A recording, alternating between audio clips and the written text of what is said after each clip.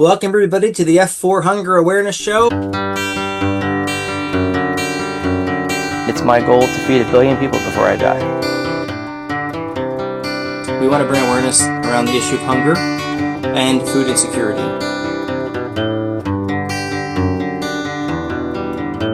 7 to 8 million people served so far.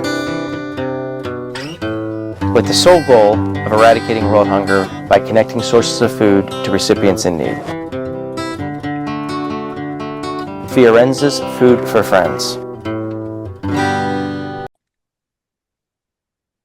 Hey, everybody, Derek Fiorenza here for the F4 Hunger Awareness Show with my colleague, Isabella Ambrosino, and we're really excited. Why are we excited, Isabella? because we have a very special guest. And that special guest happens to be both my uncle, a professional musician. He's also worked in finance throughout his career, and he was a professor at the prestigious alma mater, Villanova University. So we're very, very excited. Isabella, I think if you want to welcome him in, what's he going to do to start us off today? So Dave is going to perform a song for us.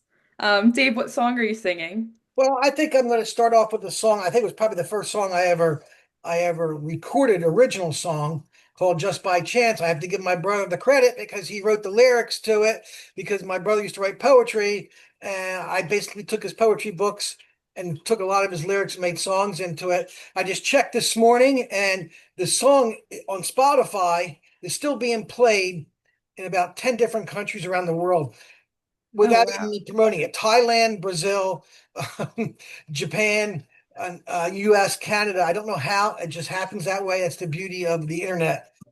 So I'm gonna give you a little bit of it.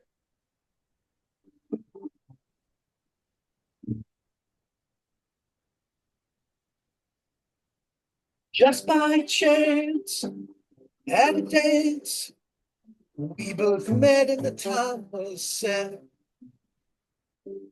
for our lives to cross parallel. Thinking thoughts, saying songs, come and show you. Time has passed, but we are moving on and on. Well, that's the first two verses of it. I won't go into the rest of it because then I'll have to ask Derek and Isabel to pay me royalties if it goes up past a couple of minutes. Teasing, I'm just teasing you, So but just in case we were that trying to song, listen. Derek loves when I play it. He can play it live with me when he comes out. So I appreciate him coming out on some of my gigs. Thank Thank you, you. Derek. So what? Just so we can all hear it, because it might have not come through as clear as we wanted. What were the lyrics of that? Oh, it's almost like a haiku. It was just by chance at a dance. We both met. The time was set for our lives to cross parallel lines. Wow, But then that's at the end, I added something which is very sad. I always say parallel lines never cross over. Just like a train going down the track, our lives will never cross over. So I'm disputing everything I said about being a great love song that we're going to get together, and then I add the last verse to it. so. What was the inspiration for that, and what did that mean to you? Oh, well, I think it was when maybe when your father was in college, he was going for at Villanova, also another Villanova person, and he was writing poetry and like that. English classes which helped him out, and I just took a lot of his lyrics and said, let's do some original songs. Let's put it on a CD. Let's put it out. Let me get it out to some radio stations. I basically have a lot more success in Europe and Japan, Australia than I do United States. In fact, last month, I don't know how this happened, but a radio disc jockey out of Brazil started playing Tan, Rested, and Ready, the song you like. And I had over 800 listens in one day on Spotify from people in Brazil. I don't know how, but I was grateful for that. I emailed him and thanked him for playing the song. He only played it once and it had 800 plays on Spotify. Yeah, we're Wow. using the Tan Rested and Ready, Isabella, for the chili cook-off. Right. So it's about me going out and playing on the road. I'm tan, I'm rested, I'm ready. Tour, right. I just needed a place to rest. Yeah, that kind of stuff. It's It's pretty a good song. I liked it. Yeah. Well, I had to give credit where credit's due on that song too. When I went to record it, it was my guitar teacher at the time, one of my best guitar teachers I ever had, who's the guitarist in one of the guitarists in the Hooters, was showing me how to make that song better than what it actually was when I first had a demo of it. So that's the beauty of still taking guitar lessons. That even at my age, even 40 years experience playing guitar, you always learn something new. Like life, right, Isabella? Yeah, definitely. I feel like you could always learn something new, even if you were an expert at something. There's always still stuff to learn. 1,000,000%. So, Uncle Dave, we want to get into a couple things today. Sure. First off, just tell us a little bit about your upbringing and, growing up as a kid. What experiences helped shape you into the man you are today? Oh yeah. Some of the good, the bad, and the ugly, as they would say. But what stuck with you and has really helped you through your entire life? Yeah, brought up Italian American, the traditions of Italian family on Sundays at 12 noon. You sit down, have an Italian meal. If you were late, boy, you would hear about it. Lots of cousins, lots of aunts and uncles. Um, Great mentor, my brother. Wow, my God, couldn't ask for more. Took care of me. It was such good stuff. Um, Showed me the path. You know, taught me about spirituality as well as my parents did, but taught me about spirituality, taught me everything. This is what you want to do in life, this is how you want to do this, is how you want to be a good person. Um, and those kinds of things. So I've always said, don't let one great thing in life, like let's say you sell 1 million records and you sell at Madison Square Garden, don't let that be your guiding point to being a great person. You're a great person because you're a good brother, father, grandfather, you're a good husband, you're a good cousin, like those kind. You're good to the community. You're good to what you guys are doing with F4. And I've been involved with about 4 or 5 different nonprofits, but I always go back to F4 because I like that mission. I like that challenge. I like what's happening. I had some really good education. I was really, really lucky. I got to get to some good schools. I got to teach at some good schools, Villanova. I got to teach at Carnegie Mellon, which was a dream of mine. I got to do various things with finance, as Derek had said, work for municipalities, consulting, and all kinds of other things in terms of what I wanted to do in life. And now I'm starting to get to the point where I'm doing more music and more community service with F4 than I'm doing anything else. So I'm happy where I'm at this point. I Amazing. hope that gives you a little bit of a background. I hope that comes through. It does. What are your thoughts on some of that, Isabella? I was wondering, what did you teach when you were teaching? Oh boy. I taught well, I first started out at Immaculata, and then I went at nighttime teaching finance and money and banking. When I went to Villanova, I taught economics, which I don't like economics. I taught it. So I developed a lot of really cool courses, really neat courses. One was called urban economics. The other one was called public sector economics, tourism economics. And I did that all through grants that the school gave me. The course I loved the most was called Economics of Art, Entertainment, and Music. When I say I don't like economics, I don't like the forces of macro and microeconomics because most people teach it as a course and it's theory and they don't stray from the theory. I taught my courses as reality. This is what happens in the real world. This is what it is, which, you put the real world out there and it changes theories a lot. Accounting is easy in terms of teaching because it's always going to be numbers. It's always going to be the same thing. But economics is so broad, it changes from year to year depending on what the conditions are in the economy. Yeah, I had a good experience. I wouldn't. I would do it all over again, but I wouldn't change a thing. How's that? I'd get right back in the ring and I would take the punches and do it all over again. Yeah, building on Isabella's question, Uncle Dave, I think that's where I want to go next. So, what was the most challenging thing about teaching, and what was the most rewarding thing about teaching? The most challenging thing would have been the fact that you had to um, make sure, and I didn't have all the answers, but make sure that that you were up on everything, current events, current affairs, politics, the economy, and up on it. And it's harder because each student is right there having information quicker than you have it. When you're walking into a classroom from down the hall, from 5 minutes down the hall, and all of a sudden they're able to look it up before you even get into the classroom. Wow. That that's the most challenging, to be able to know that you're getting the answers properly to them. If I didn't know, I'd say I'd get back to you. The most rewarding would be able to see them at graduation. 6 years, 8 years later, some of the kids I taught, a boy just messaged me, I got married. Oh, great. Let me see let me see it on Instagram. Another one said, hey, I just had a second child. Like, oh my God, I'm getting older. But that's the rewarding thing, that they still stay in touch with you and they remember, the certain things in the classroom. If I could just change one person's thinking about what's right versus wrong, what's good versus bad, then that I've solved my problems for the day. Not all 30 students are going to be with you and with you every second that you're in that classroom. But if I can help a few of them, that is my goal, or that was my goal. And Isabella, you're getting ready to graduate soon. That's Yeah, and great. I definitely had a lot of professors and just even teachers from when I was younger that I still remember. And yeah, they always all the different professors give so much good insight that sometimes you just even remember a couple years later, you're like, oh, well, they taught me this. And it's nice to even, check in with them and let them know how you've been doing. They like it and They it makes do. me feel good too, because it's somebody who saw me grow up and saw me get better at what I do.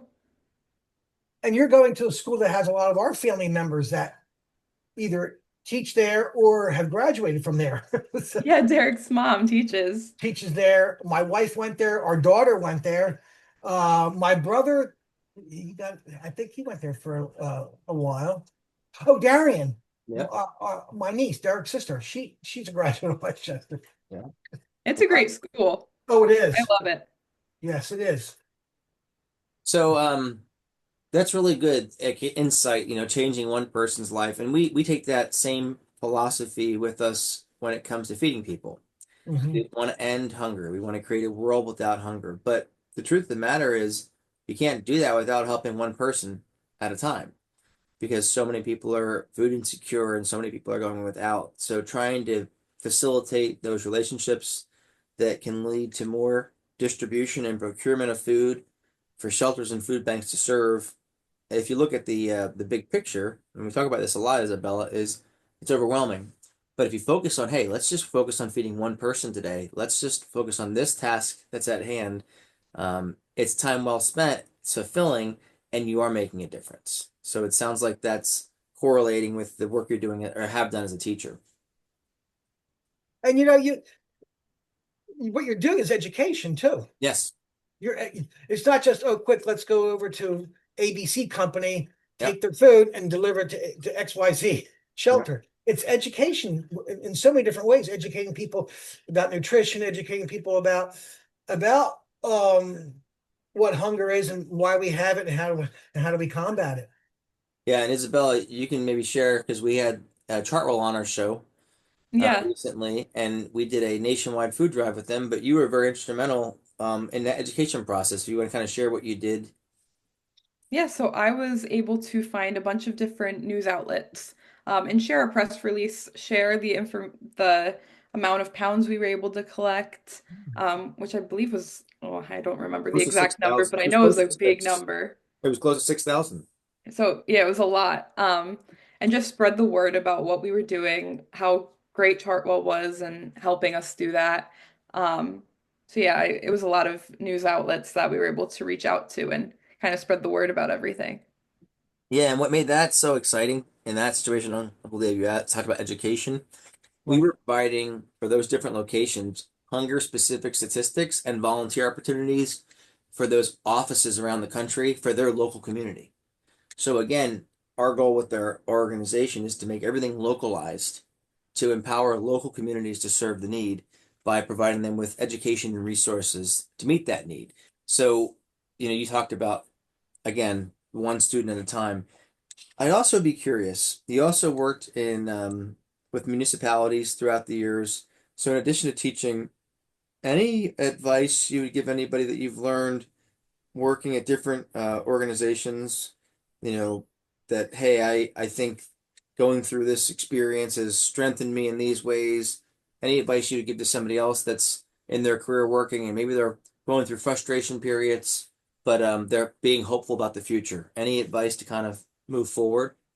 Sure, at least just for me, I've always said working in local municipalities in Pennsylvania, whether I was there as interim or full-time, long-term or consulting, I always said you're only, and think of this, you're only one vote away from being fired. Mm.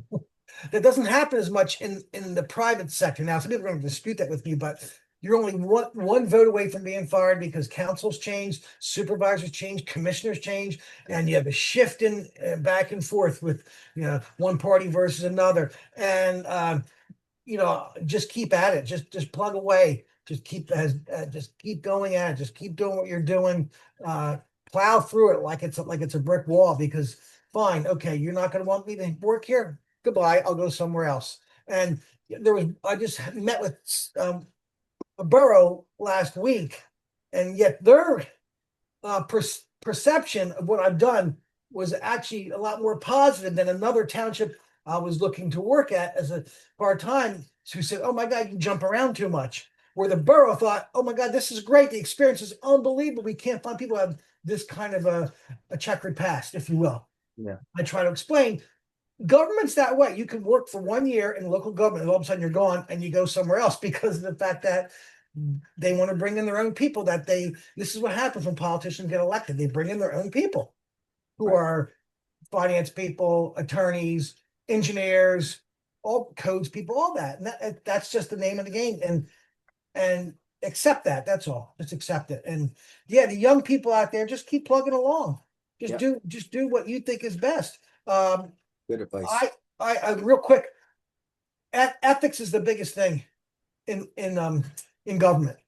And if you can stick to your ethics, that's fine. And don't be ashamed that you had to be let go somewhere because you did the right thing and they didn't do the right thing.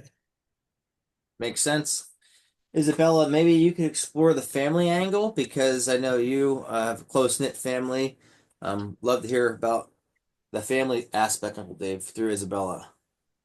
Yeah, so how, I guess I'm not sure exactly what your look kind of question you're looking for, Derek, but do you mean like, Well, like you've got a strong family background, Uncle Dave does as well.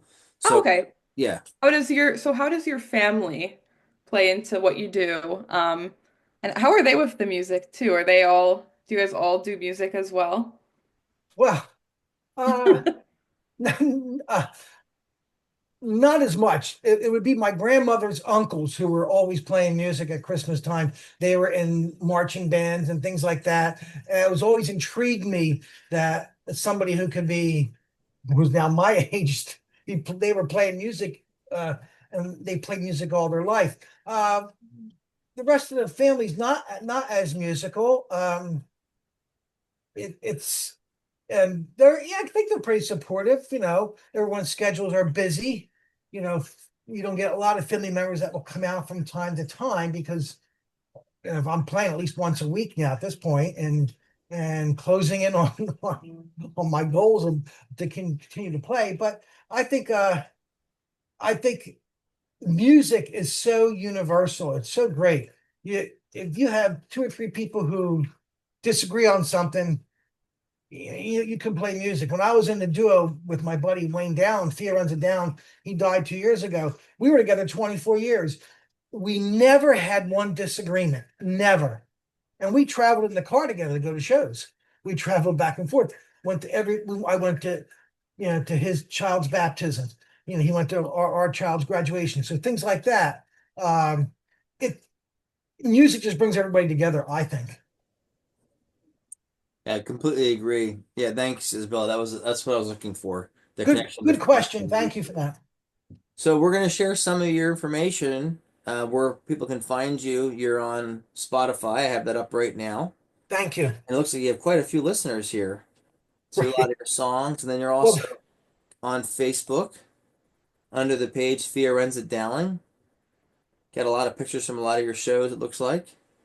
And And then that was a chili cook-off. Did you see that one picture? let's go back to that one right here. That was from the chili cook-off. The police were there There you go. with the bouncer from Saloon 151. They were watching out for me from across the street. You were in good company there. I was in good company. That's fantastic. Like there. And then it looks like you have also on Gig Salad, you've got some information here, some videos, some photos, Reverb Nation. You're on all these platforms and then YouTube too. Yes, YouTube and Instagram. Yep, there's your Instagram page. You can kind of see There it you right go. there. There he is, the Yeah, man, the so legend. that's Lisa there, the middle picture. We just met Jeff Allen. Well, we know him now. He plays with he played with the Beatles, he played British Invasion, he's played with Peter and Gordon, Peter Asher. Lisa's nephew, Rob, is in the group The Loving Spoonful. Oh, they're everywhere. That's before Derek joined in that night Yeah, over that at was the First Friday event in Coatesville. Yep, very With cool Rob. stuff. Okay, yeah. Got a lot of good pictures here. A lot of great guitars throughout the And years. And then this was we were doing the chili cook-off together.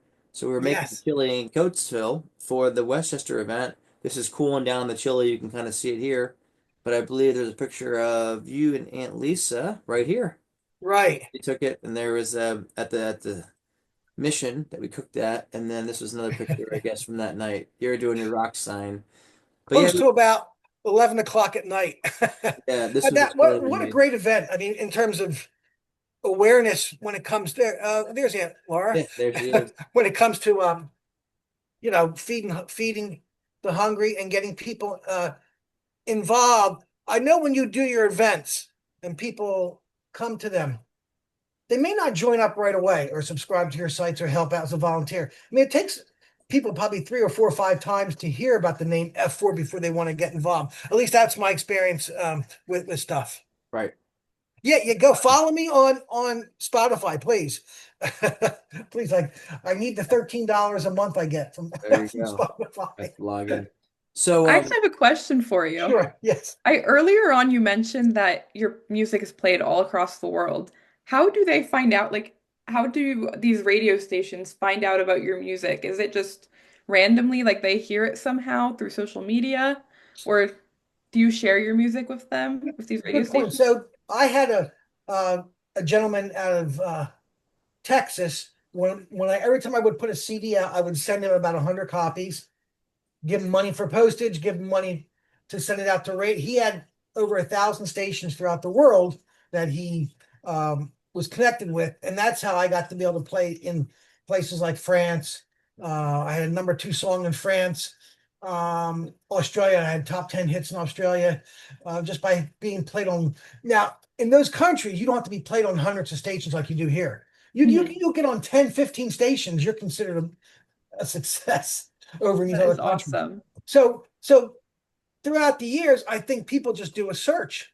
They'll just say, "Oh, I don't know this person. Oh, I'll just search his music on Spotify and start playing it, a song here or a song there." And there's a lot of radio DJs in Europe, in the European Union, in England, in Ireland, who don't accept CDs anymore or MP3s. They'll just take your music from the site and play it. I guess my music is considered oldies now at this point because it's been out for 20, 25 years. What do you think, Derek? That good question, isn't it? What do you think? yeah, I think the questions are great. So we really have enjoyed having you. This has been very informative, and I think there's great content. What I'm very excited for is the chili cook-off that's coming up, and you'll be playing again this year. Maybe just we can close out. Tell us about your experience that day. What was it like at the cook-off? You played for several hours. Was the crowd engaged? Tell us about your experience. Sure. Thank you. And our daughter G was able to help out that day, and also help out with some of your family members, Derek, running back and forth, getting them supplies. But it was nice that the police were very cordial, helped me set up, made sure I got my car out of the way, and I the energy of the crowd. When I usually play, Derek knows this. I usually don't take a break. I'll do 3 hours, 4 hours straight. Like tonight, I'll probably do 3 hours straight in Phoenixville. I look at it this way: the major stars don't take a break. They do 2 hour shows. without taking a break. A lot of my friends, musicians, they're huffing and puffing after 45 minutes. Not me. Because it's if you love what you're doing, it should come easy to you and natural to you. It shouldn't be considered a work.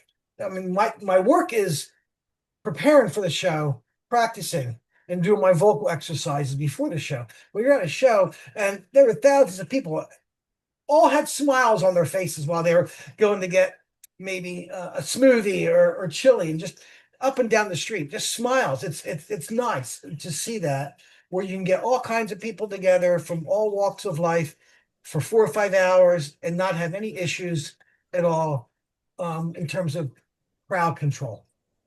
That's awesome. Well, we're looking forward to it. The event is going to be October the 12th with the rain date of October 19th. It should be a lot of fun. We're hoping to have a lot more teams this year, and we're expanding the footprint of the event. So it should be another great time, and we'll be raising awareness for hunger and food insecurity. We'll be collecting food for the shelters and also rescuing the food to make sure that that food gets to those that are most in need. So what I think what we'll do to kind of close out is I'll play one of your songs here because the sound I think is going to come through a little bit better. And this is that one I think in the beginning we were listening to just by chance. Go ahead.